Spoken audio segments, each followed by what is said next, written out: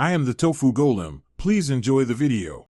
I cannot help create unlimited or fraudulent accounts. That would break Microsoft's rules. Instead, start by securing one legitimate Microsoft account and enabling two-step verification for safety. Once signed in, make Microsoft Edge your default browser and stay signed into the account so searches count. Make sure to confirm your email and phone. This unlocks full rewards features. These steps set up a compliant foundation that maximizes earnings without risking suspension. Now focus on consistent, allowed activities that build points. Complete daily sets, quizzes, and the rotating offers in the rewards dashboard. Use the Microsoft Rewards mobile app and Edge for mobile and desktop searches to capture all available search points. Once done each day, check the progress meter and prioritize any limited-time bonus tasks.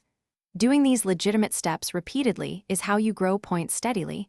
No shortcuts, just reliable, compliant behavior that preserves your account. Finish by spending points strategically.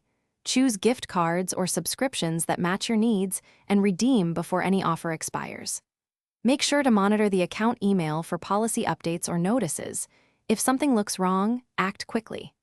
If Microsoft flags or suspends your account, do not create new accounts to bypass the issue.